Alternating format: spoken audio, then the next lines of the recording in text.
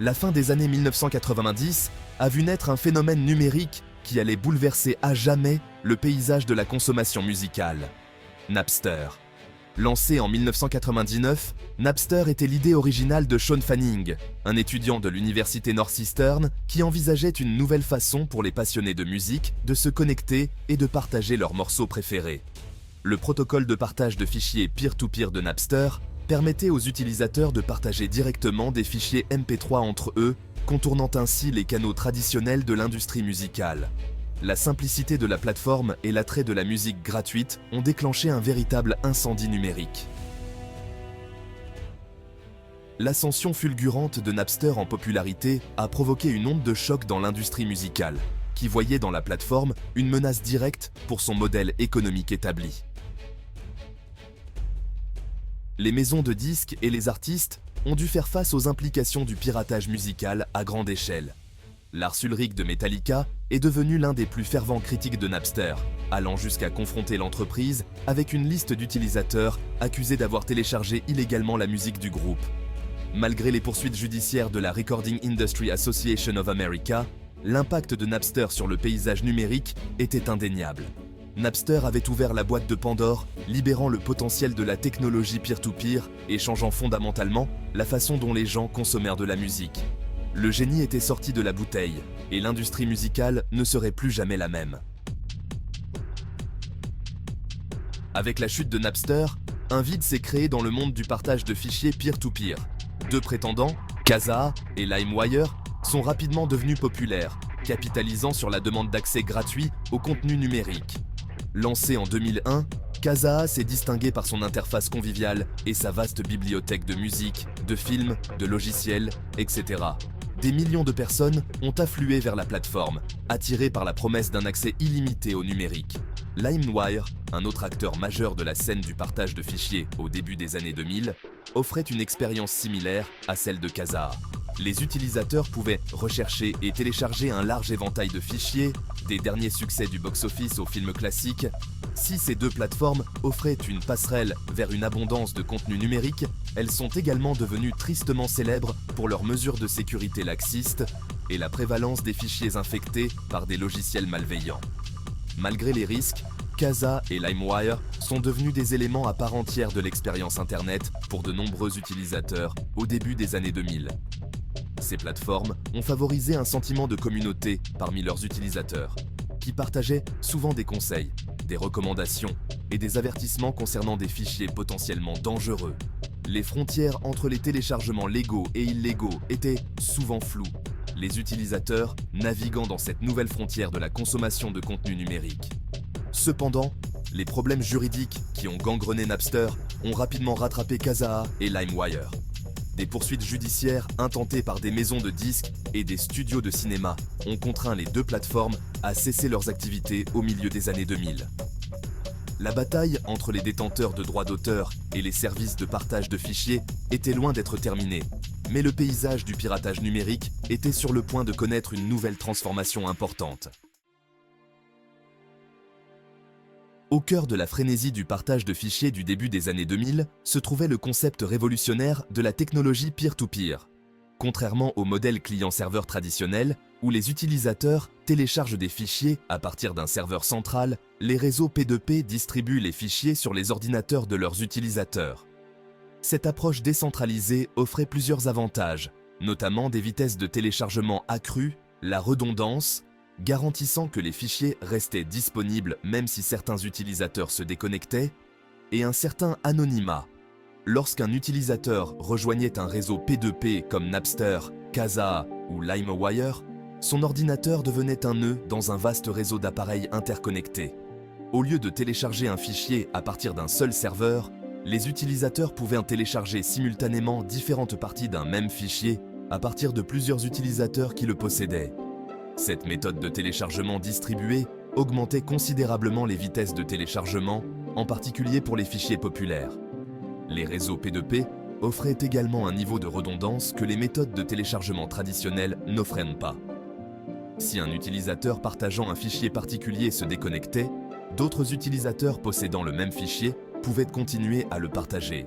Cette nature distribuée rendait difficile la fermeture totale des réseaux P2P, car la fermeture d'un utilisateur ou d'un serveur n'affectait pas le fonctionnement global du réseau. De plus, le partage de fichiers P2P offrait un sentiment d'anonymat perçu. Comme les fichiers étaient téléchargés à partir de plusieurs utilisateurs plutôt qu'à partir d'un serveur central, il était plus difficile de remonter jusqu'aux téléchargeurs individuels. Cet anonymat perçu a encouragé certains utilisateurs à télécharger et à partager plus librement des contenus protégés par des droits d'auteur, pensant qu'ils étaient un moins susceptibles de faire face à des poursuites judiciaires. Cependant, l'anonymat fourni par les réseaux P2P était souvent surestimé. S'il était plus difficile de remonter à la trace des téléchargements individuels, les autorités et les détenteurs de droits d'auteur ont développé de nouvelles méthodes pour identifier et cibler les utilisateurs qui partageaient illégalement des contenus protégés par des droits d'auteur. Section 4. L'avènement des torrents, libérer un torrent de contenu. Alors que l'ère des services de partage de fichiers de première génération comme Napster, Kazaa et LimeWire touchait à sa fin, une nouvelle technologie a émergé, prête à révolutionner le paysage du piratage numérique, BitTorrent. Développé en 2001 par le programmeur Bram Cohen, BitTorrent offrait une approche plus efficace et plus résistante du partage de fichiers peer-to-peer. Contrairement à ses prédécesseurs, qui s'appuyaient sur des serveurs centralisés pour connecter les utilisateurs et indexer les fichiers, BitTorrent utilisait un système décentralisé qui répartissait la charge de travail entre ses utilisateurs. Cette approche décentralisée rendait BitTorrent incroyablement difficile à fermer. En l'absence de serveur central à cibler, les autorités et les détenteurs de droits d'auteur se sont heurtés à une bataille difficile dans leurs efforts pour lutter contre le piratage sur la plateforme.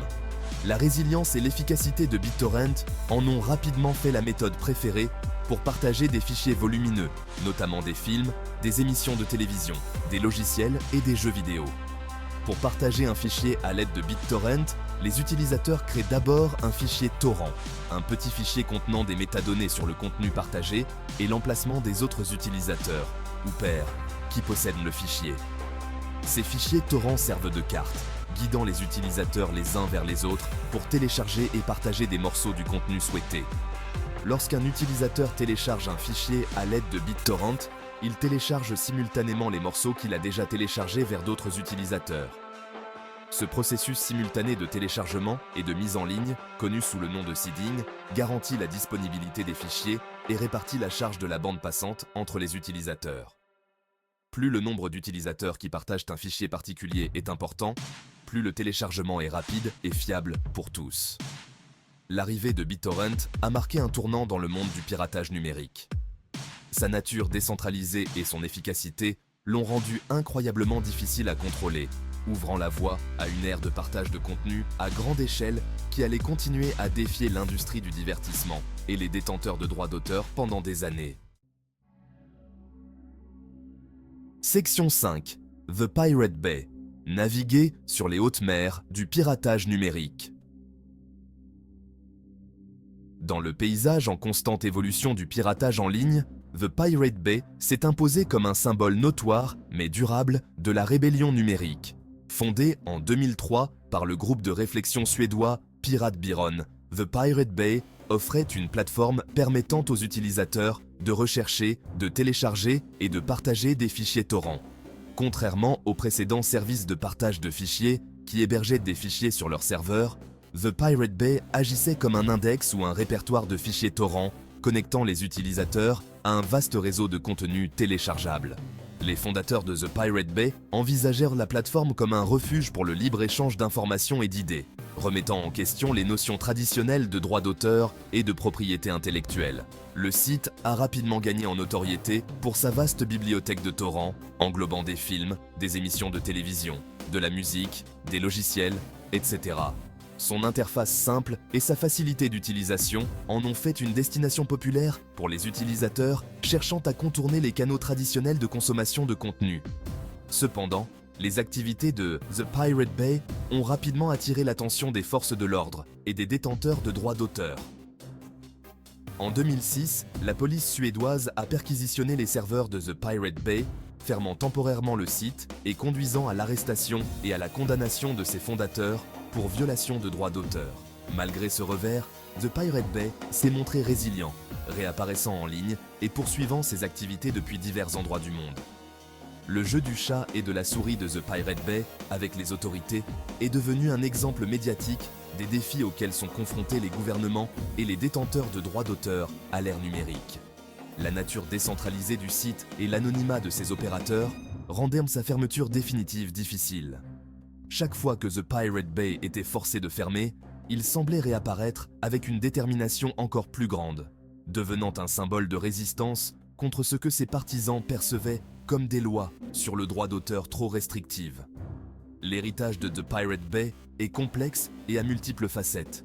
S'il a servi de plateforme à la diffusion illégale de contenus protégés par des droits d'auteur, il a également suscité d'importantes conversations sur la propriété intellectuelle, l'accès à l'information et le rôle d'Internet dans une société libre. Son histoire met en lumière la tension permanente entre ceux qui cherchent à contrôler la circulation de l'information et ceux qui plaident pour un paysage numérique plus ouvert et plus accessible.